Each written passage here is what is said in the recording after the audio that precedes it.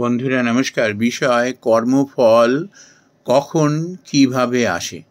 বন্ধুরা, আমরা হয়তো কিছু মানুষ খুব আক্ষেপ করে এরকম বলতে থাকি, আরে দূর দূর রাখো কর্মফল, কত সমস্ত দুষ্কর্ম করছে, কত অন্যায় অবিচার করছে, দিব্যি তো আছে।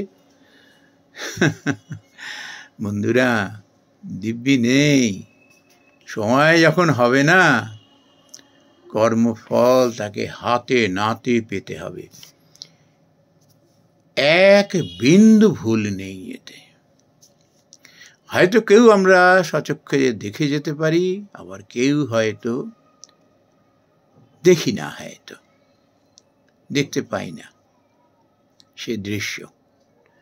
কিন্তু কর্মফল বন্ধুরা কেউ এড়াতে পারে না, কেউ না। আমি সব থেকে ভালো একটা উদাহরণ দিই, তাহলে পরে মনে হয় জিনিসটা পুরো ব্যাপারটা পরিষ্কার হয়ে যাবে। এক ভদ্রলোকের এক স্ত্রী ছিল। মানুষের কপালে যে এইরকম এসে জুটে পড়ে না, হয়তো সেই ভদ্রলোক, তারই কর্মফল। কি অত্যাচার সে সয়ে যাচ্ছিল জীবনে, অথচ অমন চমৎকার মনের মানুষ, অমন ভালো মানুষ, অমন দয়ালু প্রকৃতির পরোপকারী মানুষ, আর এত সেন্সিটিভ, নিজে স্যাক্রিফাইস করে অন্যের জন্য করবে, আর কখনো সে ফলের আশা করে না।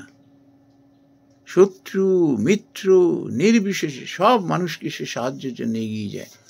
তাহলে সেরাম মানুষ তার স্ত্রীকে বা সন্তানাদিকে কি দৃষ্টিতে তাহলে দেখতে পারে। বন্ধুরা, এমনই কপাল ভদ্রলোকের, এই এমনই এক স্ত্রী তার কপালে এসে জুটল। এমনিতেই তো এক মনোরোগী, কথাবার্তার ছাল ছিঁড়ি নেই, যখন তখন সে তার স্বামীকে পাঁচজনের সামনে অপদস্থ করছে, অপমানিত করছে, তার কোনো সেদিকে ভ্রুক্ষেপ নেই। আর যে মানুষগুলো সারা জীবনও তাকে এতটুকুও হেল্প করলো না, যত তাদের সঙ্গেই খাতির। আর এই মানুষটাকে ঈর্ষা পীড়িত হয়ে কিভাবে তাকে পীড়ন করছিল, সেটি আমি জানি বন্ধুরা, জানি আমি। এবং তার স্ত্রী পর্যন্ত একদিন আমাকে এরকম তার সামনে বলছে, এমন কথা, আমি দোকান বন্ধ করে দেওয়ার মতো অবস্থা। আমি সেই ভদ্রলোককে তো চিনি, আমি বুঝতে পারছি ঈর্ষা কাতর। এখন কিভাবে, কেন যে এরকম ঈর্ষা কাতর, তার কি মনের এই বৈকল্যের জন্য, না শয়তানি করছে? এটা একটা মিস্টিরিয়াস ছিল, অদ্ভুত ব্যাপার। ভদ্রলোক এত স্যাক্রিফাইস করছে।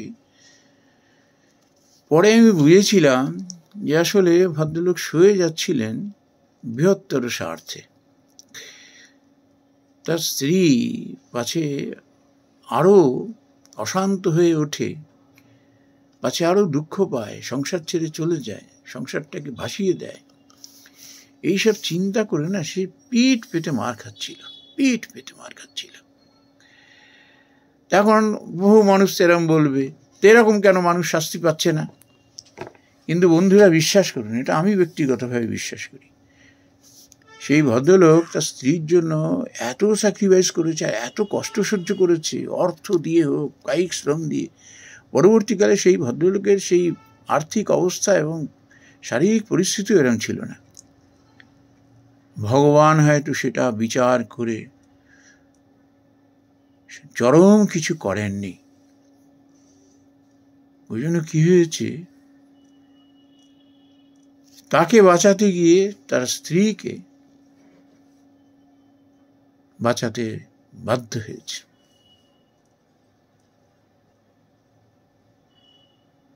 এইভাবে সে স্ত্রী বেঁচে গেল ভগবান স্বামীকে বাঁচানোর জন্য, যাতে আর এর উপরে শারীরিক মানসিক পীড়ন না হয়।